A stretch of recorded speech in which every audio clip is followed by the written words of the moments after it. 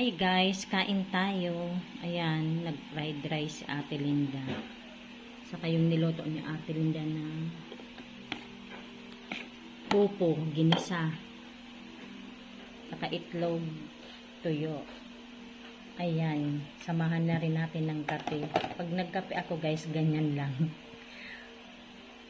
Kain tayo guys. Tikman ko itong ano ni Ate Linda. Itong pupo na niloto niya. Ng table.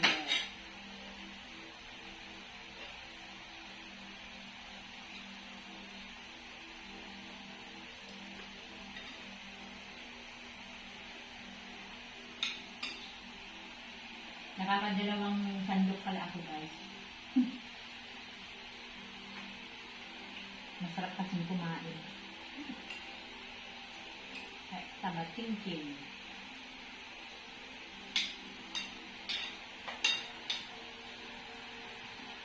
Ayan si Kenny, tulog pa. Ang aming binatilyo. Harap ng tulog ni Kinkin ah. Diyan sa labas pala mamaya guys. Baka ilipat ko yung ano.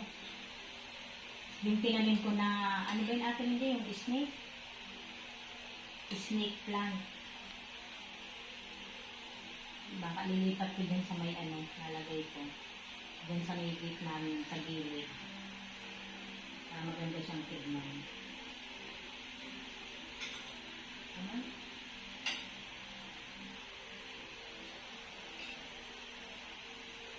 Tayo guys.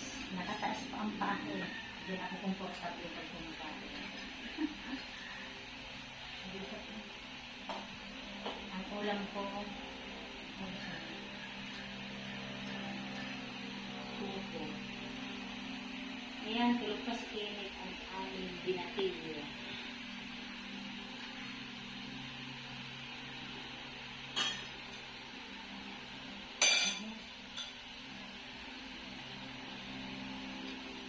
Pala akong kumain guys.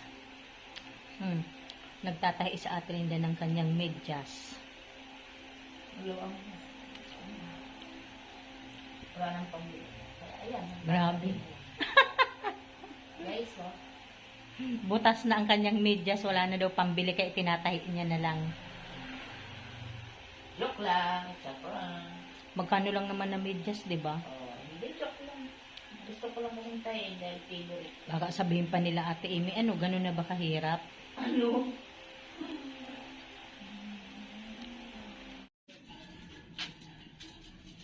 Lipat na natin ito. Ay, pupulo mo. Yan po ito para maganda ko siya. Yan siya.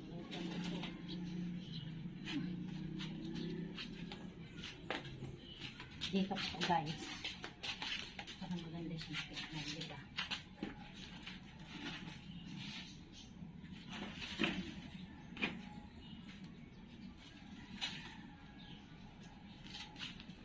Makakatabi siya nito.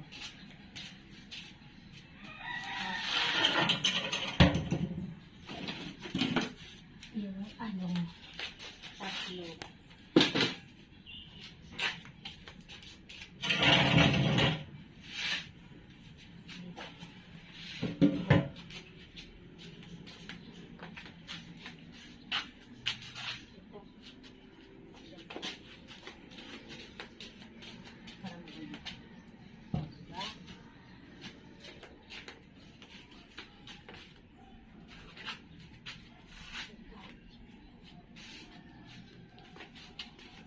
Macho.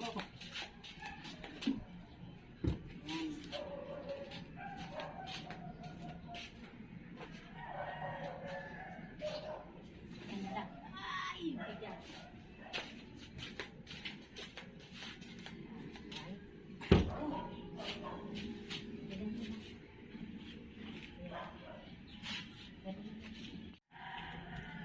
Ayan na guys, so nilipat ko.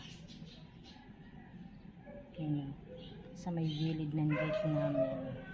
Tapos, itong tatlo dito din. Ayan.